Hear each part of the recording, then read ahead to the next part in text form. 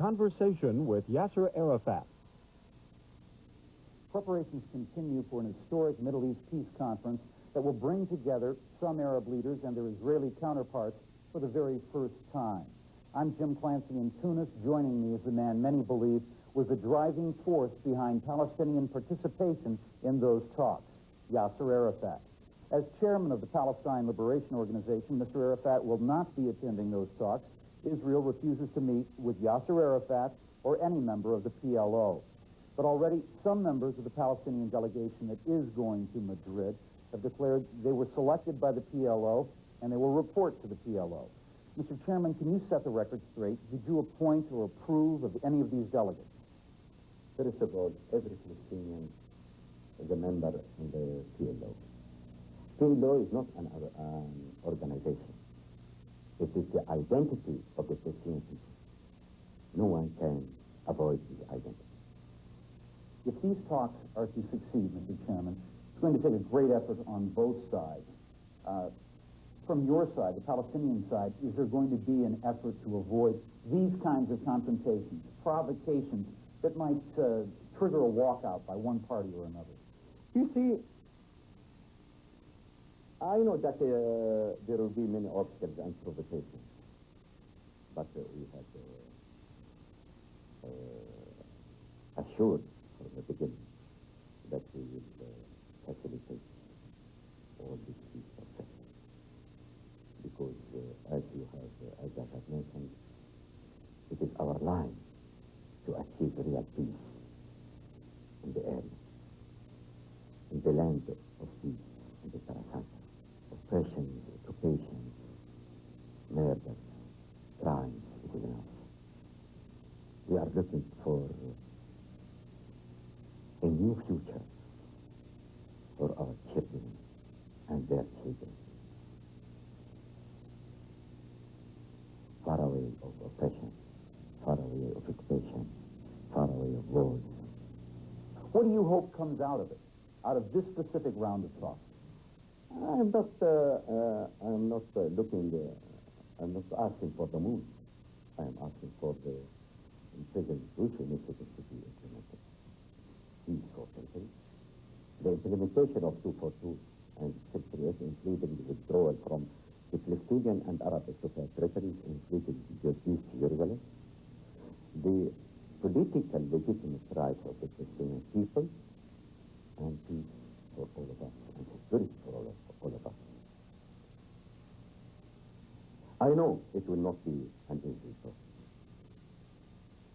and we have to accept, we have to expect some provocation from some obstacles from here and from there. But if there is will, there will be a way. Both sides have been very vocal leading up to these talks about what they expect to come out of it, about what they won't give up, about what their stand will be at the bargaining table. From the Palestinian side, what is negotiable? Easily, what I have mentioned, and what had been declared by President Bush initiative in the 6th of last month, in the 5 points. Peace for territory, 242 and 238, withdrawal, and political legitimate rights of the Palestinian people, security for all of us. It's been said that to achieve peace in the Middle East, all parties will have to give up a part of their dreams.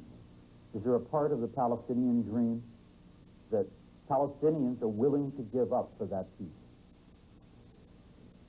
This was clear and obvious when we had it declared in our PNC, in our parliament. 2 states solution. The future, peace for our children and for their children.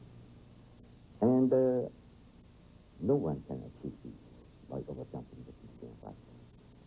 We have to remember what happened in Camp David agreement. This slogan which had been declared by President Carter, President Sadat, and Begin. No wars after now. You remember this slogan? How many wars had happened after Camp David? How many crimes had happened after Camp David? Why? Because they were trying to overjump the United Nations. The crux of the whole issue in the Middle East, the Palestinian fact. With whom they are going to make peace? Ghosts? If not with the Palestinians? It is only the Palestinians can make peace. Other agreements, not more than settlement. Compromises. But only with the Palestinians we can achieve. A state of war exists between most Arab states and Israel. Do you think that a lifting of that state of war would be a significant and a beneficial gesture at these peace talks to better the atmosphere for negotiating? A step that could be taken from the Arab side to say, we want peace, we're serious about peace, join us. It is enough that we at the bigger point, this peace conference. In spite there was many preconditions from the Israelis. As an example, no for PLO. As an example, no for any role for the United Nations. As an example, no for any role for the 5 permanent members of the Security Council. No active role for the EEC and Europe. And in the same time, this continuous oppression and continuous crime and continuous illegal settlements every day, they are swallowing our land through these settlements. And in spite of that, the Arabs, the Palestinians, had accepted to join this conference. And they are looking to achieve real peace, just peace, for all. And in the same time, there is a challenge, a real challenge facing the whole international community. Is there one standard for the international legality, for United Nations resolutions, or double standard? One standard in the Gulf and another standard in Palestine. I'm not asking President Bush to send his armada and his 500,000 soldiers to push the Israelis to withdraw from the Palestinian and Arab occupied territories as he had done in Kuwait. But at least political pressure, economical pressure, even economical pressure, I know he is not going to do, but it is political pressure. Or there is double standard for the international legality or United Nations resolution. This is the real challenge which is facing President Bush and the whole international community. He was the hero of the war in the Gulf. Is he going to be the hero of the peace in Palestine? Or not? The U.S. has done a lot to bring these talks together. Has that really satisfied some of the needs of the Palestinian people? What more is expected of Mr. Bush, Mr. Baker, the United States? To implement United Nations resolution. To implement President Bush initiative, which he had declared in front of the Congress last month. We are not asking for the name. Do you think that Mr. Shamir is coming to Madrid with a willingness to trade the territory, the occupied territory, for peace? It is enough to follow his statement, which had been declared in Europe.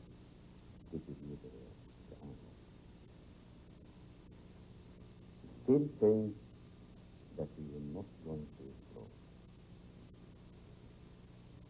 And only repeating his old slogan, peace for peace, not peace for land. While the platform of this conference will be President Bush initiative, which is the first item, peace for land. He is saying now, peace for peace. What are you doing with that? No for the Palestinians, no for their self-determination.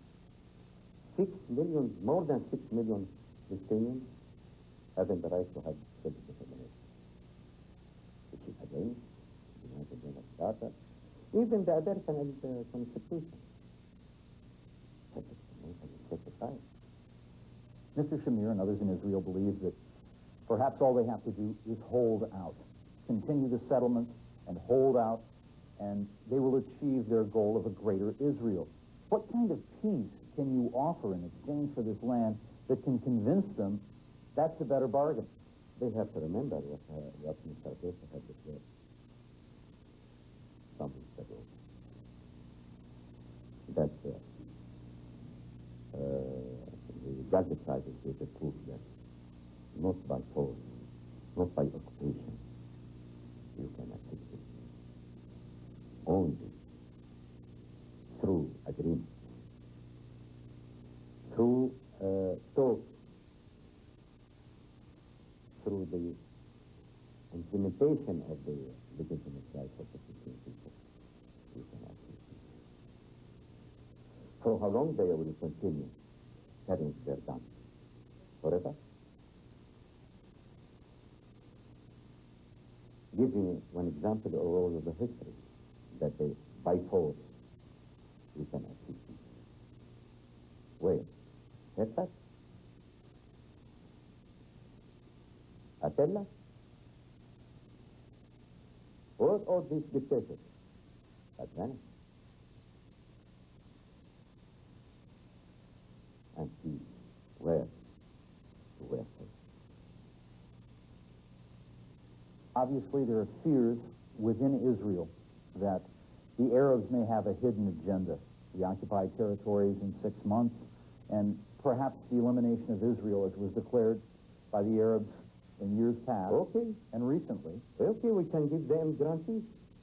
I had declared many times that I will accept United Nations forces to be in the border and within the Palestinian territory, or multinational forces, or American forces like Sinai,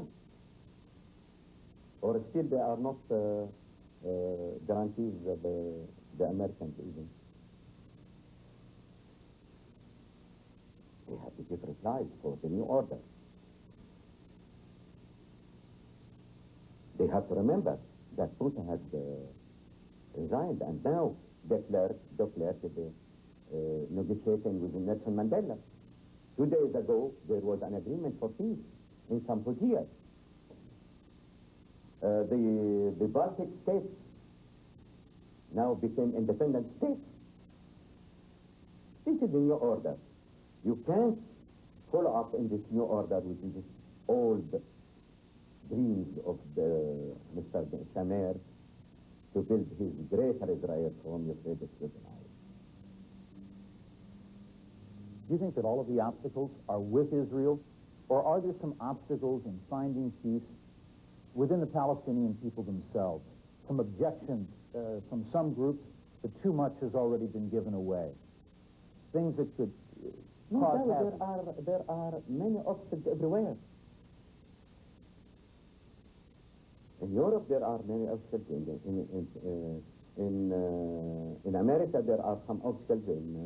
In Israel, there are some obstacles. Within the Arab area, there are some obstacles. Within the Palestinian, there are some obstacles. With the Islamic countries, there are some obstacles. But we are facing this challenge. Are we going to make only talk or to implement real peace? And this is very important. This is the real challenge. Are we going to implement real peace in the land of peace? Or only to make talks to gain time, as Kissinger had declared some time ago? Are there any surprises from the Palestinian side that will surface at these talks? Any surprise treaties offered? You see, we hope not. It depends how the Israelis will be. Are they going now to Madrid to gain time or to assist peace? As Samuel is saying that there is no occupied territory, only Samaria and Judea, the part of Greater Israel. What do you expect if he will continue repeating these slogans? Do you believe that he can be dealt with, that Mr. Shamir, who's taken personal charge of his delegation, is a man that can be negotiated with, that there is a good possibility of this conference leading the way towards serious negotiations? No doubt there is some misunderstanding. There's a big problem within the cabinet now, in the Israeli cabinet. But it is their own problem. We have to deal with any person who will be sent by the Israelis. He has been elected by the Israelis, and we have to deal with him. But you have to remember that Begin was one of the extremists had signed Camp David agreement with Israel. Although I am not waiting a lot from Shamir, from Mr. No, but from our side, we'll do all our best. For the Palestinians, is the possibility of autonomy for some period of time, if there's a promise that it could lead to a Palestinian state, would that be an acceptable outcome? You see, it's better not to talk about these details. This will be around the table, and we'll discuss it in there. Obviously, I'm serious from our point of view, and from the international point of view, and through this legitimate right of the Palestinian people as has been declared by President Bush. What legitimate right is according to international legality. What do you think is the one key thing that is needed to make these talks a success? A realization or acceptance of land for peace? Withdrawal from the occupied Arab and Palestinian territory. And what kind of a peace could be offered in exchange for that? Like had been done between Egypt and Israel in Camp David agreement. Are you against it? In Israel, there's fears right now that what these talks amount to is one small country facing up to a gang of opponents, and that they'll be asked to give up. Country of the 300 heads, nuclear heads, small country with this big armament, huge armament, nuclear weapons, chemical weapons. It is a joke. But how do you allay the fears of the Israelis? It seems to be a key point as you negotiate. I have declared, okay, what happened if he denied? If not the United Nations hostages or United Nations forces, let be multinational forces, let be the co-chairman of the conference forces, or we accept even the American forces as is going now in Sinai. Do you think that that's the best force, might be the best guarantee? This has been accepted by Begin. Why not to be accepted by Shamir? Succeed or fail, how could these talks affect the future landscape of the Middle East in terms of its leadership, its movement? Speak frankly, if this talk will fail, there will be complete confusion within the country. No one can imagine of the volcano, the tragedy, it is complete confusion, no stability. Because the slogan of the fanatic group will be the heart and the upper hand. How long do you think the talks could go on? How long they could last? According to what has been declared by the American or the Scottish chairman, not more than 1 year. So, let us wait and see. What are the ways that you think we could enhance the situation right now for the talks? The ways that perhaps both sides could contribute to a better atmosphere, to see that peace was finally at the end, at the conclusion of these meetings? To start with goodwill, without preconditions. Without preconditions.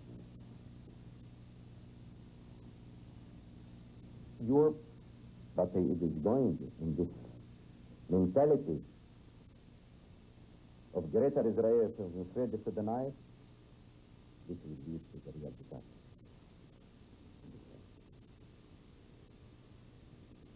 Your contribution to the cause of the Palestinian movement, their quest for a homeland, is certainly one of historical record at this point, Mr. Arafat.